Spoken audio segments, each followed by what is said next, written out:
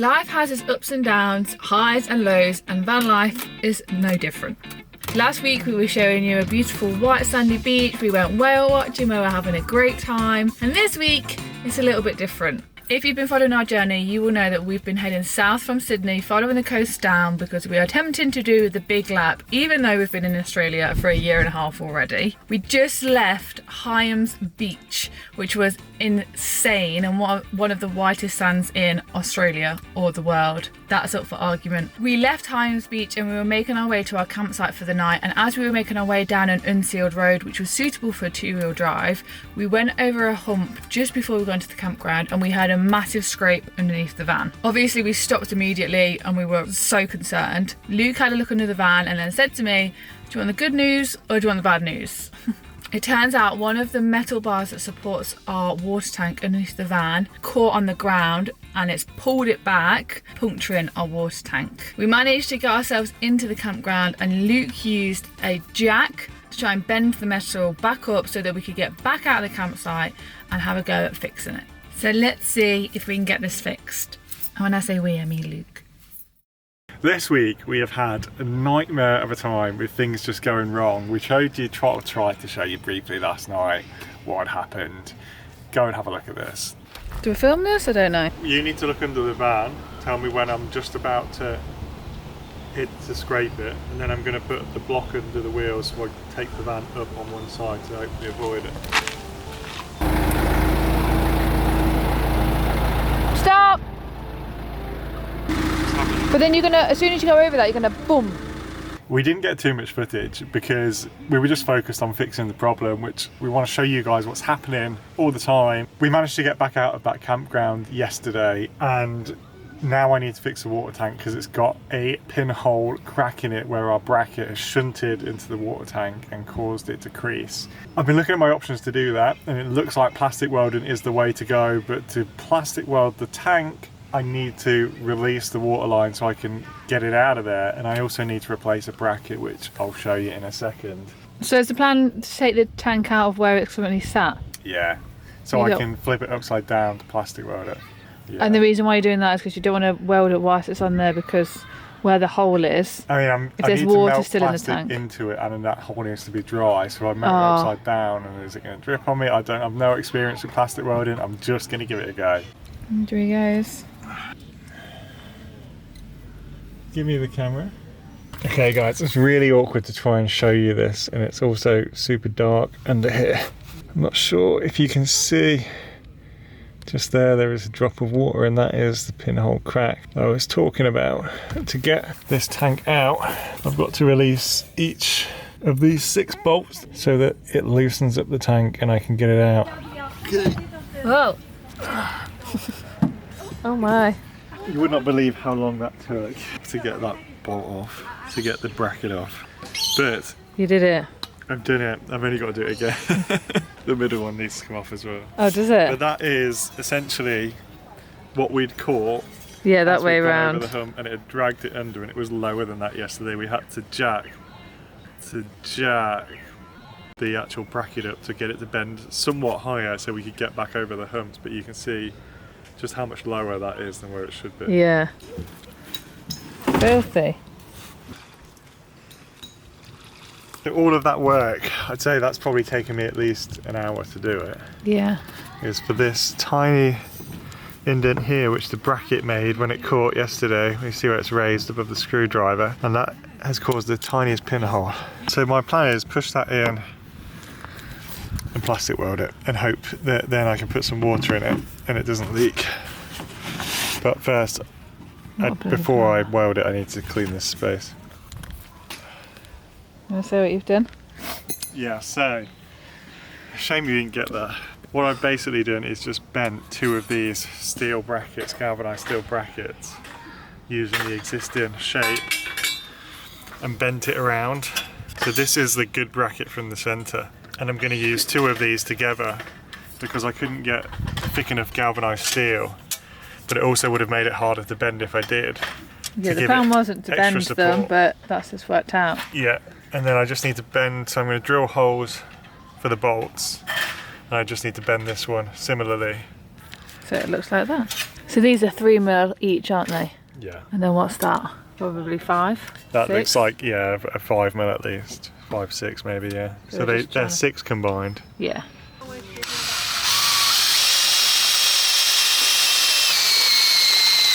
Guys, we could not, as much as we tried, get these two to conform. Maybe I should have bent them together, but I'm really just winging it here.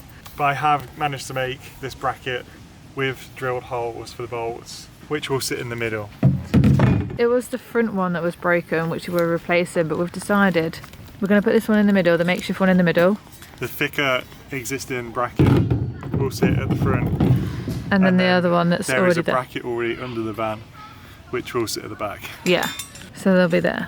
And we think they normally come with 2 anyway, don't they? They normally just come with the 2 thicker ones, and we had 3 on our van, so it probably is overkill. But that's why we feel alright with putting this one in the middle. Yeah. Because we know there's got 2 stronger ones either side, and then that's just security in the middle. You're doing a great job, Fruit. What in the science experiment is going on here?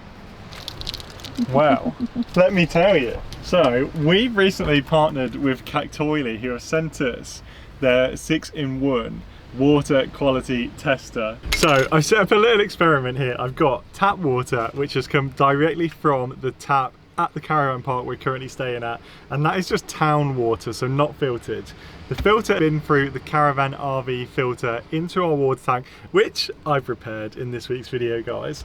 And then the spring water is Puru drinking water from Woolworths, which costs like $10. We normally do get a slightly cheaper one, but this week they didn't have anything other than the fancy stuff. So this one's like $10. The what stuff? The fancy stuff. Oh. Normally our water is like $4.75 and it's like good, but this week we went Puru. What do you call it? Puru? Peru? How do you say it? I called it Purio. Purio. No, really, it's wrong. Pure.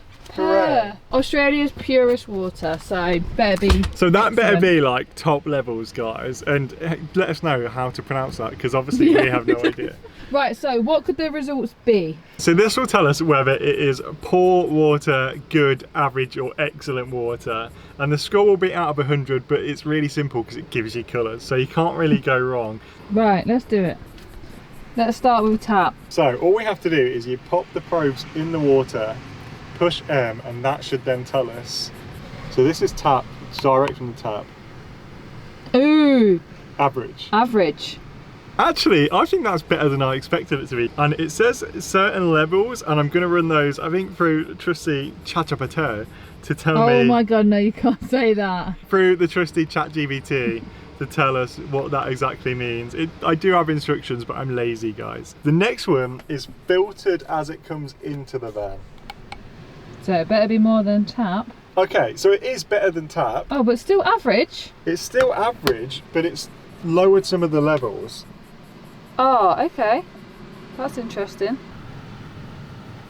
And then finally is the spring water. So this should be bloody good. If it's not blue, excellent, then I'll be concerned. Ooh, yeah! Okay, and spring water, as you'd expect, is 99 excellent. I mean, you can't get better than that, can you? So let's find out what these actually mean and run it through ChatGPT and see kind of what comes back.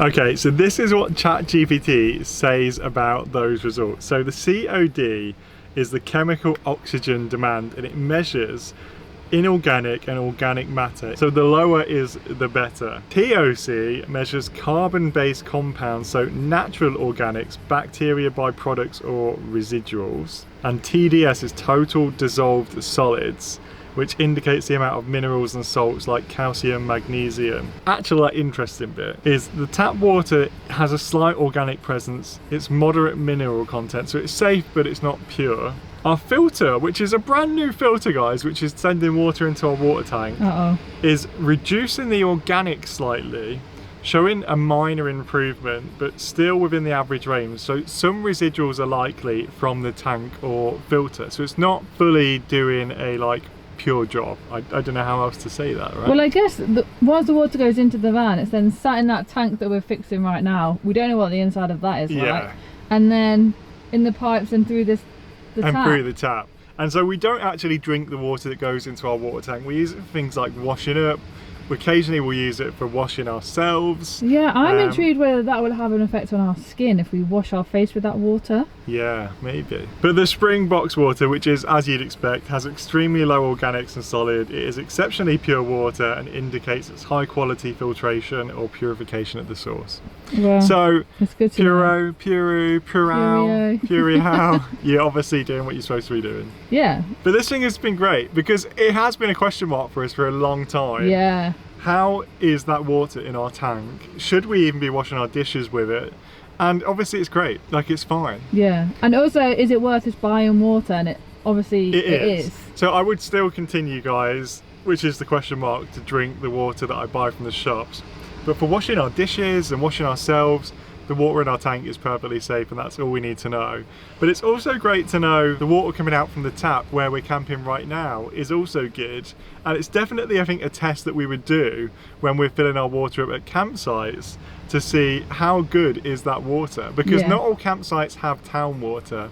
Some will have rainwater or tank water, as they think they call it. This is a great gadget to be able to test that. Different camp spots will have different water sources, so it's worth keeping it. Yeah. I also want to test everything now. Like, I want to test the seawater, and I want to test the water from where we shower. Yeah. And also the water in our bottles, we fill that up at work. That's interesting. Let's test that one. So I don't think it's going to be as good as our spring water. This water actually comes from a tank at work.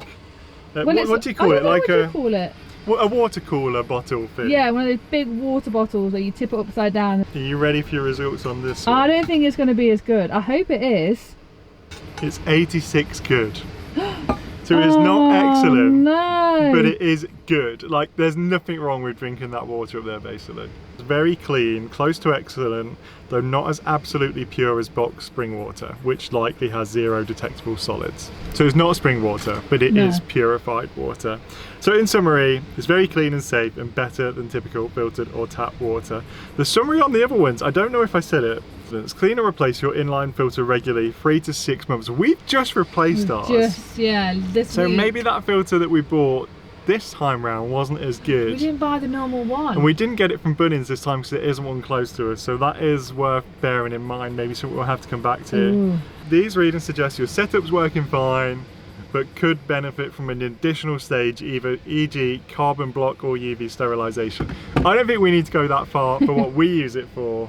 But this has been a great gadget. So guys, we'll leave a link in the description for this. If you want to go and test your own water at home or in your RV setup, follow the link in the description. Get yourself one of these 6-in-1 water testers from Cactoily. I was going to say, do you know what it would be good for? Like if you're just going on holiday or you're just going travelling. Southeast Asia, that would have been I can literally handy see to have. So many uses for this, like even outside of a camper van. The water in Southeast Asia, it was to the point we had to buy a filter for our shower head, and we would change the shower head because it was just not great, guys. And I would be so interested to know how this thing would test that water. Back to the video. So guys, now we've got the bracket sorted. The next thing is to plastic weld the actual tank. I've just cleaned the area off. I'm going to give it a light sand and then just give it a wipe because you meant to rough it up, or it's quite a rough surface already. Now I looked on ChatGPT to the type of plastic for these tanks, and it's HDPE is what it's called. That's actually the same as you'd get on a milk carton, as long as it says number 2 HDPE. It's recyclable plastic, which I'll use when I'm plastic welding as a seal over the top of the hole, which means I need to cut the lid off of this milk bowl. Why the lid? Because it's thick. Oh, you're going to use that bit. Yeah. Right, so what I've done is I've sanded with a P80 grit sandpaper. It's already quite a coarse plastic. It's got a coarse kind of feel to it, so I'm sure it'll be fine. I've cut some strips from the milk bottle which I can melt into the hole. And I've done with a flathead screwdriver, just impressioned in around where the hole is? Around where the hole is? Around where the pinhole. That's the word I was looking for. Oh. We picked up this soldering gun today, and the reason I chose this one was because it was a 60 watt, which means it does get hotter, which is probably better to melt this plastic. The other reason was it had a changeable tip and came with one that was a little bit flatter. The other thing I've read, because I've just been researching this, is you just need to make sure it's not smoking because you don't want to burn it. So you just want to get a glossy look to the plastic. Can you see the hole? Anyone see the hole? It's so tiny. That's the thing with water, is the tiniest hole and it'll get out. What is the plan? To melt around it first, yeah, and then melt plastic into it. So when I was researching, it says you melt the area so it's almost glossy, and that is essentially the plastic being melted back together on the actual tank, which hopefully should self-seal that hole. The next step is to almost put a band-aid on it and melt plastic around, so a little hold patched, which I can smooth into the plastic and melt together, and that should seal us in, which is why we've got the same plastic from our recycled milk bottle. With the hope that you don't make a bigger hole. Yeah, but you shouldn't, because you're only melting it, you're not pushing anything through. If it starts to smoke, you're burning it, you take it off. You're burning it? Burning it? Burning it? You're burning it, Bafty. Yeah, you're probably wondering why we haven't just bought a new tank. This whole tank is good apart from the tiniest pinhole. I don't want to waste money on a new tank. And the second reason is I'm just damn stubborn. I don't want to do Luke loves DIY, that's why. Well, we also thought that, okay, this kit cost us what, like $35? So it costs $35 for the soldering iron, pretty much. The plastic off the milk bottle obviously is free. The brackets, a couple of bucks each, steel brackets. If you're wondering why we didn't just buy a new bracket, we couldn't find the same bracket, the same size, could we? They were all too small. And if worst case, you get a new tank, but it's like $150. But so we'd rather try this way first. So I'm just melting so it's glossy, like they said. Have you watched any videos on this? Nope. Bofty. I've read about it. Look, so I'm already covering that hole. So you can see now that essentially I've just melted the existing tank together to kind of cover over that hole that was there. Can't you just leave it like that then? I want to make a patch on it so it's stronger, because you could, but you don't want to have any issues again. Oh God, I don't know how I feel about putting this on YouTube. We're going to get so many people telling me what I did wrong. Everyone will tell me what I did wrong. Guys, I'm not telling you how to do this. This is probably the worst way of doing this. So don't come for me. This is just my way of trying to fix it. So that is already pretty hard. Now it comes to me using my patch plastic just to make a band-aid. Not too worried about how it looks right now. It's more about just getting more plastic over the weak area. So I definitely went overkill with my plastic welding. But essentially, I just wanted to make sure that there was more strength in it. Because the bracket had pushed up, forced the plastic to crack in a centre point where it had shunted it. It's definitely more strength in it. It's what I'm thinking as overkill, because I don't want to have to do it again, is I've got a plastic patch from the milk bottle and to go really wide around the whole area, which Ashley thinks is not necessary. I think that's really overkill, because I feel like that's enough, because it was like a pinprick hole. Like that is what that's. But you do you. Gotta get it back on yet.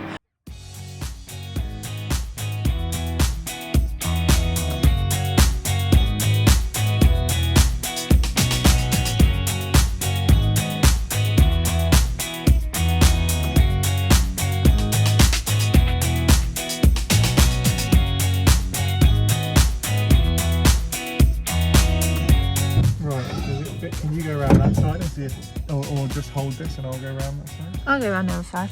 Such an awkward thing to do.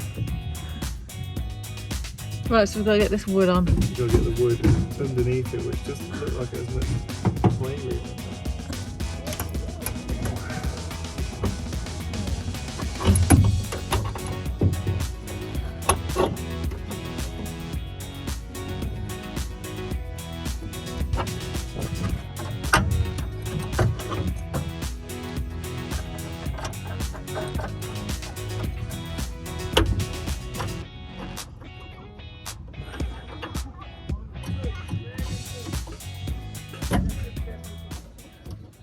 Look how dark it is. And he's still doing. Looks like the witch out of the Wizard of Oz.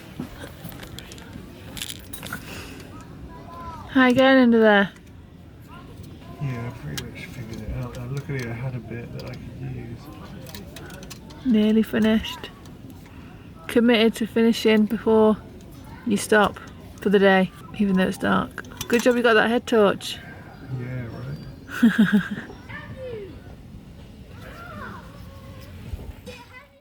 Morning guys, we are back in the van today and we're going to go and head to a little water tap so we can fill up this tank. I ended up patching far wider than that little hole because the plastic around it felt a little bit softer than the actual tank's plastic, so just where that impression was made with the bracket I wanted to make sure it was nice and strong. So we're going to go and fill it up. Fingers crossed, no leaks. I've definitely gone very overkill. And he even coloured it in with a little Sharpie to try and blend it with the tank, which right now doesn't look too great, but I'm hoping once it gets a bit dirty, it'll probably look fine.